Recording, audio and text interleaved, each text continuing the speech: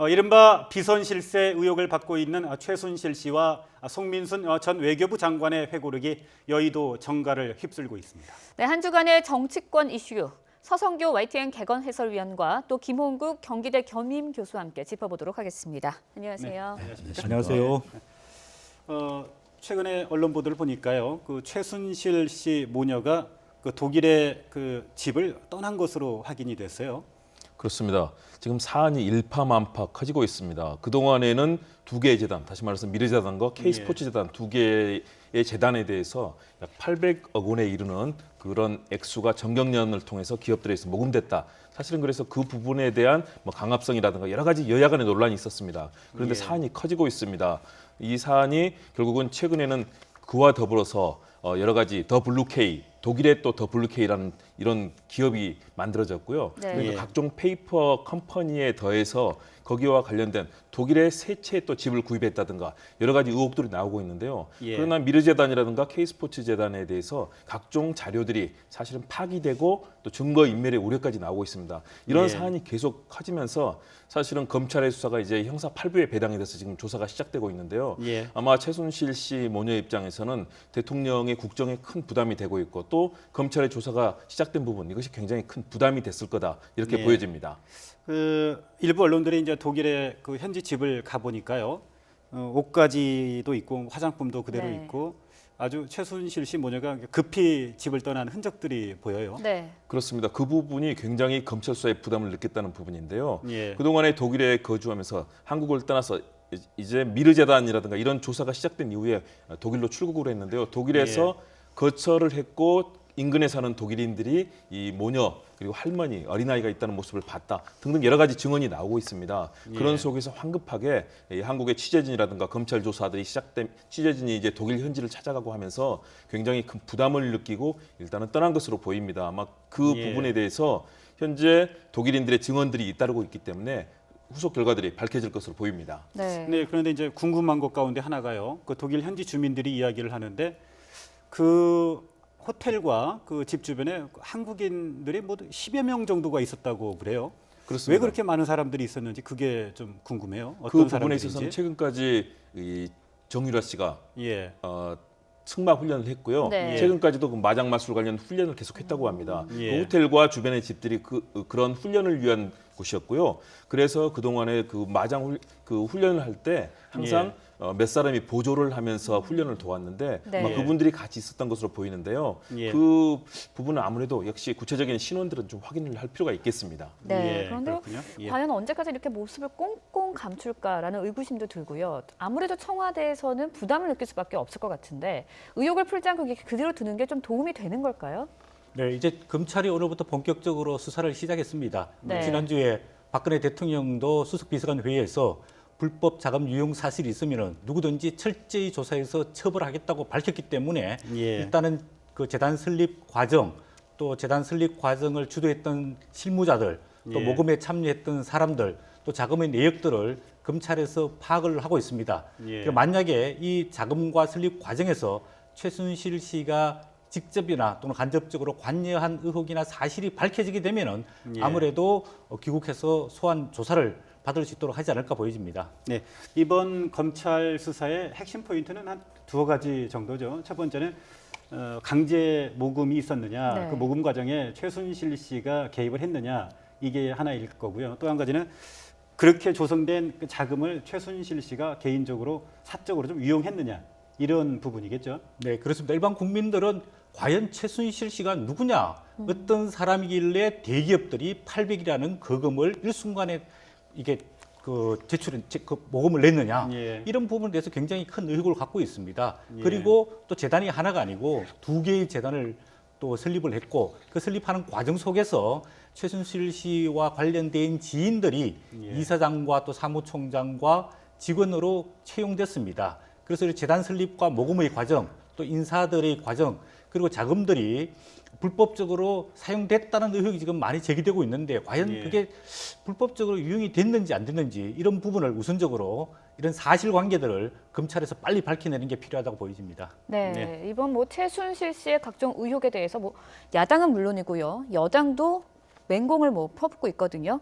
아무래도 지금 결국 이 문제 좀 빨리 매듭 짓지 않으면 안 될 것 같다라는 분위기인 것 같은데 어떻게 보십니까? 그렇습니다. 지금 일파만파로 야당의 비판뿐만 아니라 여당도 굉장히 불안합니다. 왜냐하면 예. 대통령 지지율이 사실은 취임 후에 가장 낮은 수치로 떨어졌고 이 부분이 국정의 동력을 사실상 잃어버릴 상황이 됐기 때문에 여당도 굉장히 불안한 거죠. 그래서 김문수 전 경기지사 같은 경우는 밤잠을 이룰 수가 없다. 빨리 귀국해서 엄정 수사를 받고 이 부분에 대해서 검증을 하는 것이 필요하다라고 얘기를 할 정도로 여권 내부에서도 굉장히 이 상황에 대해서 심각하게 바라보고 있습니다. 그리고 지금까지 역대 정부를 봤을 때 임기 1년에서 1년 반 사이를 남겨놓고 터진 측근이라든가 또는 가족들에 관련된 여러 가지 사건들은 대통령의 국정 운영에 치명적인 위험이 될 수 있습니다. 예. 그렇기 때문에 여당 내에서도 특히 이제 비박계 진영, 비주류 진영에서도 이런 목소리를 내고 있고요.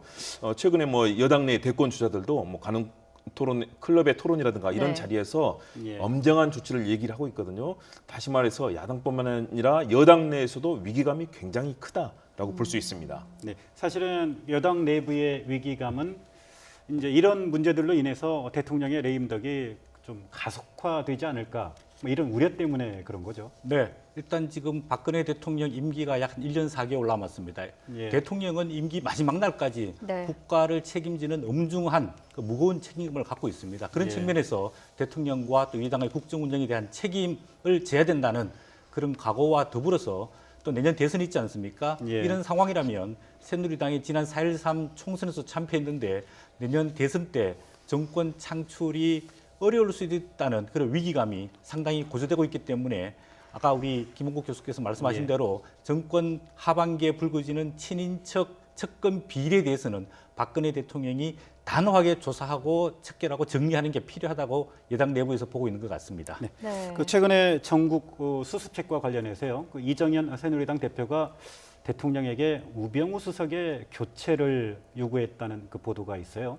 예, 이정현 새누리당 대표가 아마 건의를 했는 거는 대통령과 청와대의 상황을 어느 정도 감지하고 예. 본인이 건의했을 거로 보여지고 있습니다. 예. 일각에서는 우병우 그 민정수석이 12월이나 1월 정도 검찰 인사를 마무리 짓고 나면은 사퇴할 수도 있다라는 이야기가 흘러나오고 있습니다. 네, 근데 이정현 대표의 그 말을 네. 보면요, 우병우 수석의 사퇴를 건의를 했다.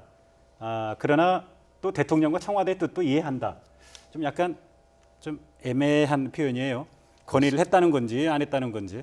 건의를 했다는 거죠. 예. 하기는 했지만 그러나 청와대 입장을 충분히 배려해서 한 그런 레토릭으로 보입니다. 네. 이정현 대표 입장에서는 굉장히 곤혹스러울 겁니다. 박근혜 대통령 이 국정 운영의 성공적인 가도가 향후에 예산안 이제 국회가 이제 약 40일 정도 펼쳐집니다. 12월 예. 2일까지. 그리고 그 이후에 내년부터는 본격적인 대권 주자들과의 경쟁이 시작될 텐데 예. 그 기간 동안에 박 대통령의 국정 운영이 아주 심각한 위기에 처하고 레임덕이 심화된다면 사실은 예산안 시정 연설 때 대통령께서 여러 가지 4대 법안이라든가 이런 부분을 예. 여야에 통과시켜달라고 말씀하실 텐데 이렇게 국정 운영이 꼬인다면은 사실상 국정을 운영하기가 쉽지 않거든요. 그런 부분에 대한 위기감이 여권 내에 있고 이정현 대표가 그런 의견을 수렴해서 청와대에 건의를 했는데 그렇더라도 최대한 청와대 입장은 배려하는 선에서 얘기를 예. 한 것으로 보입니다. 네. 그 청와대의 그 일관된 입장은 일단 검찰 수사 결과를 지켜보겠다는 거 아닙니까? 그렇습니다. 이제 청와대 검찰 수사가 뭐 상당히 좀 진행이 되고 있기 때문에요.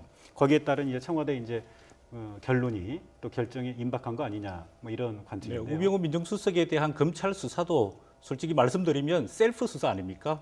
검찰이 수사를 하고 그 수사한 내용을 민정수석이 보고를 받고 있는 예. 그래서 비정상적인 상황에서 공정한 수사가 이루어지지 않고 있다. 이런 국민의 비판과 의혹이 많이 제기되고 있습니다. 예. 아까 우리 김국우 말씀하신 대로 우병우 수석과 그다음에 박근혜 대통령은 억울할 수 있습니다. 왜냐하면 네. 아직까지 우병우 민정수석의 명백한 불법 사실이 밝혀지지 않고 있거든요. 예. 그런 측면에서 본인에게 충성을 다하고 있는 박근혜 대통령이 우병우 민정수석을 불법 사실이 없음에도 불구하고 해임을 한다든지 사퇴를 시키게 되면 어떤 수석들, 어떤 참모들이 열심히 일하겠느냐 예. 이런 본인으로서 억울할 수도 있습니다. 하지만은 청와대 그 민정수석이라는 것은 이런 법적 책임을 떠나서 정치적이고 도의적인 책임을 져야 하는 자리이기 때문에 이런 의혹이 제기된 것만으로도 대통령의 국정 운영 부담을 덜어주기 위해서 빨리 사퇴하는 게 국정 운영을 위해서 바람직스럽지 않을까 그렇게 보여집니다. 예. 네, 뭐 이미 수사가 막바지로 다가왔는데요. 아무래도 자진 사퇴 아니면 교체설도 솔솔 나오고 있습니다. 이거에 대해서는 어떻게 보세요?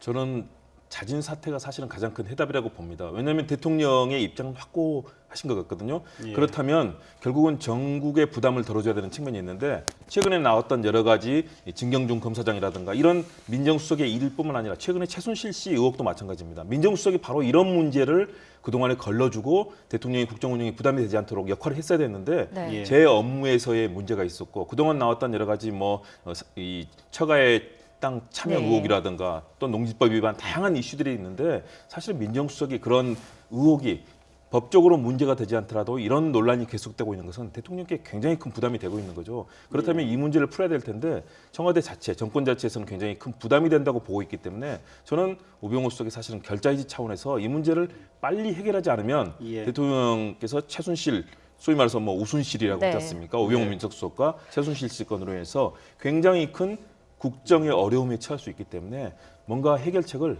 빨리 좀 여권에서 마련해야 될 것 같습니다. 네.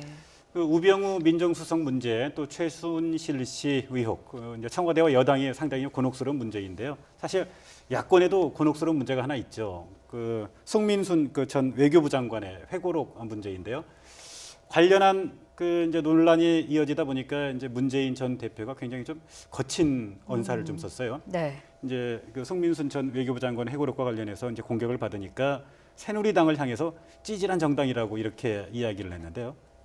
네, 그 부분 사실은 좀 너무 거친 표현이 아니신가. 왜냐하면 예. 우리나라를 대표하는 네. 대권 주자 중에 한 분이고 전 야당의 제1야당의 대표를 지내신 분이 사실은 상대 정당을 찌질한 정당이라고 표현하는 것은 사실은 예. 좀 거친 표현이다. 상대의 비판에 대해서 불쾌할 수는 있겠지만 그 부분을 좀 더 큰 틀로 받아 넘겨야 된다. 대신에 저는 이 출발이 뭐냐면 새누리당에서 이 문재인 전 대표에 대해서 뭐 북한과 내통했다 또는 김정일의 결재를 받았다. 이런 사실은 또 과도한 얘기거든요. 왜냐하면 예. 청와대 차원에서 남북관계를 이끄는 차원에서 진행했던 여러 가지 외교적인 사안에 대해서 이렇게 내통이라든가 이런 표현을 쓴 과도한 표현들이 서로를 자극하게 됐고요. 그런 측면에서 저는 문재인 전 대표께서도 좀 더 국민을 배려하는 그런 언어 표현이 필요할 거고요. 더불어 네. 새누리당도 마찬가지로 이렇게 과도하게 전국이 정쟁으로 끌려가지 않도록 이 사안을 냉정하게 짚었다면 도리어 새누리당이 우위에 설 수도 있었는데 지금은 이 사안이 서로 간에 정쟁의 사안으로 바뀌고 예. 말았습니다. 네. 이 관련된 논란과 관련해서 그 녹취가 있는데 한번 듣고 갈까요? 예. 10년 전에 일에 매달려서 색깔로 종북 노름에 빠져서 도끼자루 섞는 줄을 모릅니다. 이유는 딱 한 가지죠. 저 문재인에게 타격을 줄 수 있을까 하는 그 궁리 때문에 그런 거 아니겠습니까? 정말로 찌질한 정당이라고 생각합니다. 문재인 전 대표가 어제 송민순 회고록 파문과 관련해서 찌질이라는 이런 비속어를 동원해서 저희 당을 비판했습니다. 제1야당 대표를 지낸 분이 사용한 단어라는 것이 믿기지 않고 그야말로 입에 담기 민망한 수준입니다. 네. 네. 그런데 이제 공방은 있는데요. 또 거친 언사들이 서로 간에 좀 오고 가기는 있는데 핵심은 그 북한 인권 결의안을 진짜 사전에 협의했느냐 하는 문제 아닙니까? 그런데 그 문제에 대해서는 또 문재인 전 대표가 그 구체적으로 얘기를 하지 않고 있어요. 예, 찌질이라고 좀 반란하는 게 문재인 전 대표가 너무 적반하장. 네. 본인이 발이 저리니까 오히려 더 거친 표현으로 역공을 예. 취하는 것 같다 이런 느낌을 지울 수 없는데요. 예. 그러면 문재인 전 대표 입장에 봤을 때는 내년 대선에 출마를 해야 되지 않습니까? 그럼 예. 이 문제가 내년 대선 과정에서 다시 불거질 겁니다. 왜냐하면 대통령이란 것은 분명한 국가관과 안보관을 검증받아야 하는데 저거를 단순히 타격을 주기 위한 것이다. 네. 또는 그때 당시가 기억이 나지 않는다. 이런 식으로 무시하고 지나갈 사안이 아닙니다. 호미로 막을 수 있는 사안을 가래로도 못 막는 사태가 벌어질 수도 있습니다. 그런 측면에서 봤을 때 문재인 전 대표는 네. 2007년 유엔 그 대북 인권 결의안 과정에 대한 사실관계를 정확하게 밝혀서 국민들의 이해를 구하는 게 필요하다고 보여집니다. 만약에 정말로 기권해야 할 상황이면 네. 여차여차한 남북관계의 상황상 기권하기로 결정을 했고 그 과정 속에서 본인은 어떤 입장을 드러냈다는 것을 국민들에게 분명히 밝혀야지 네. 이 문제를 정리하고 내년 대선을 향해서 갈 수 있다고 보여집니다. 네. 예. 더 말씀 듣고 싶지만 지금 이제 많은 이야기를 또 많이 해야 되겠고요. 예, 다음 주제로 이제 넘어가 보도록 하겠습니다. 손학규 민주당 전 고문이 정계 복귀를 선언했습니다. 특히 손학규, 안철수 연대 가능성 솔솔 나오고 있는데 어떻게 보세요? 연대 가능성이 상당히 크다고 봅니다. 왜냐하면 예. 지난 8월에 만났을 때 그 강진 회동에 대해서 손학규 고문이 책에서 이번에 복귀하면서 내놓은 책에서 그런 얘기를 했습니다. 안철수 전 대표가 찾아와서 당 이름을 포함한 모든 당 운영에 대해서 정권을 주겠다고 그렇습니다. 네. 제안했다고 하더군요. 그런 얘기를 예. 했었고 저는 이 손학규 전 고문이 이런 부분에서 굉장히 본인의 운신의 폭, 정치적인 그런 역할을 할 수 있는 곳이 아무래도 제3지대라고 판단을 했던 것으로 보이고요. 예. 그래서 이번에 탈당을 결행한 것으로 보이는데 그렇다면 안철수 전 대표와 손학규 전 고문은 사실은 정치적인 맥락에서 여당과 제1야당 사이에서 움직일 수 있는 운신의 폭을 서로 찾고 있는 것 같습니다. 네. 그리고 예. 그런 부분이 정치적인 이해와 충분히 맞아떨어지는 측면도 있고요. 네. 그리고 현재 다른 주자들도 많이 예. 결합하는 측면이 있기 때문에 가능성이 있다고 봅니다. 여권의 경우에는 그 반기문 유엔 사무총장이 뭐 가장 큰 변수죠. 네, 그렇습니다. 임기를 마치고 1월에 귀국하는데 그 한국 미래를 위한 역할을 고민할 것이다 이렇게 이야기를 했어요. 네, 굉장히 깊이 있게 고민을 하는 것 같습니다. 네. 왜냐하면 반기문 유엔 사무총장은 지난 10년 동안 사무총장을 하며 전 세계를 다니고 전 세계 많은 지도자를 만났습니다. 예. 어떤 나라는 발전하고 어떤 나라는 발전하지 못하고 있는 그런 원인과 그런 과정에 대해서 면밀하게 지켜봤을 것이라고 보여지고 있고 네. 본인이 이제 한국에 귀국하게 되면 우리 한국의 문제점들 이거를 본인이 해결하는데 어떻게 기여할 수 있을 것인가 이런 부분에 대해서 고민하고 있는데 아마 지난 5월 달 방한을 하면서 본인이 대선 출마에 대한 간접적인 시사를 했기 때문에 일단은 대선 출마를 염두에 두고 본인이 이 한국의 미래를 열기 위한 문제점들을 파악을 하고 대안을 내놓을 것으로 예상해 볼 수 있겠습니다. 네, 오늘 말씀 감사드립니다. 네, 지금까지 한 주간의 정치권 이슈 서성교 YTN 개관 해설위원 그리고 김홍국 경기대 겸임 교수와 함께했습니다. 네, 감사합니다. 고맙습니다. 알겠습니다.